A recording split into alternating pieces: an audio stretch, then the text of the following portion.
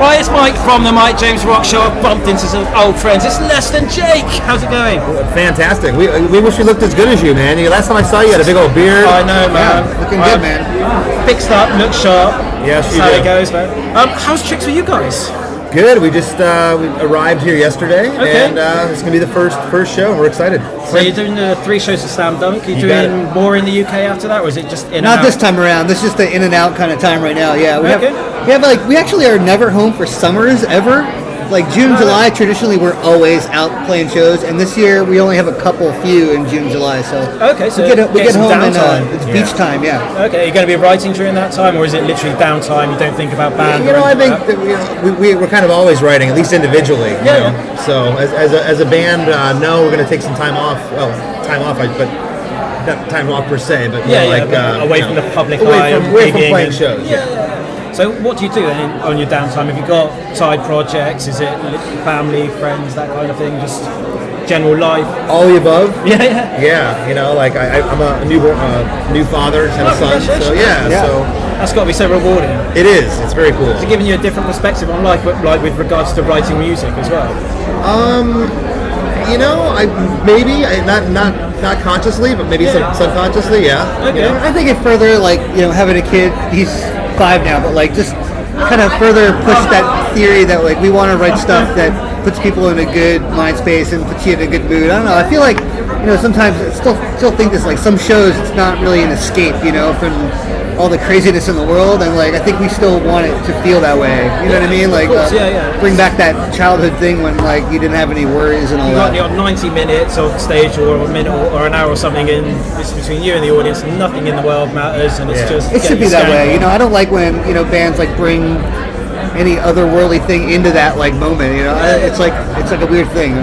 And I guess that represents the music that you play, because it is uplifting, it's happy, and you always walk away from a Less Than Jake show thinking, I could have done another 2 hours of raising my knees up to that. That was awesome fun. Is it the same for you guys? Usually it's thinking, oh my god, those guys were really bad.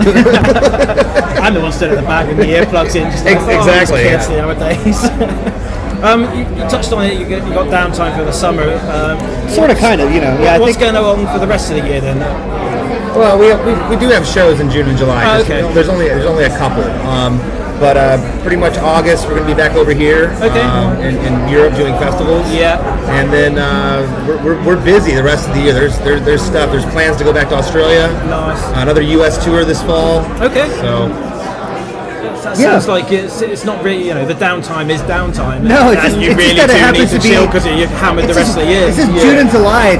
Typically, like we're either on the work tour or just some other sort of the early summer festival. It's just like weird to be home in June. We're never home in June. It's great.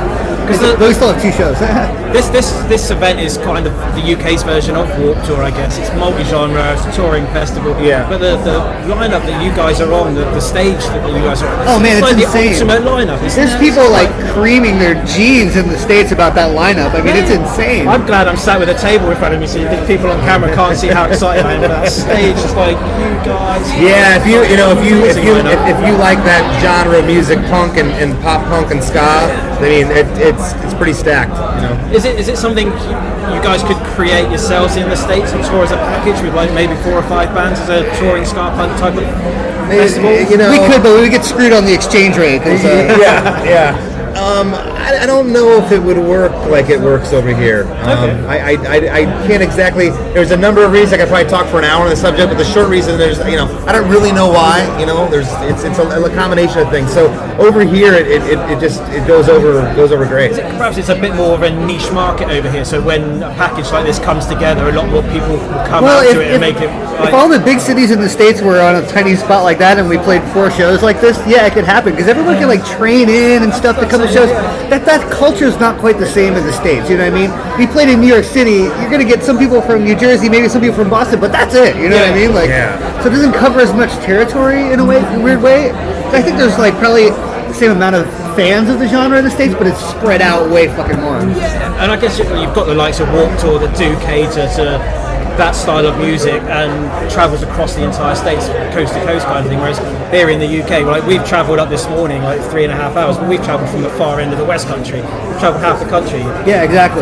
For It's not this really show, that whereas far, in the US, I'm guessing you travel 3 or 4 hours just for one show, Exactly. like with 3 bands on or something. It's Exactly. I mean, the size.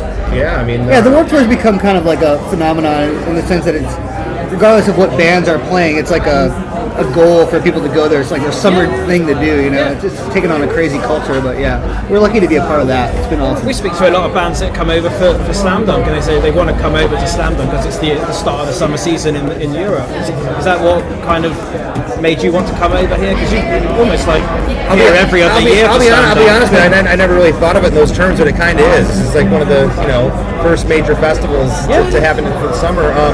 It's great, this is probably our 3rd time playing it now, or 4th? Yeah, I think I saw you a couple of years ago. Yeah. I think it's probably when I interviewed you last time with the big beard and so I the trampy mean, look. it's it's always it's a built-in audience. I mean, the people, like I said, that like this music, the stage is, the lineup's pretty stacked. The show's gonna be awesome. We tried to get the Def Leppard tour, but got turned down, so that's why we're doing Slamdunk. That is the truth, all right?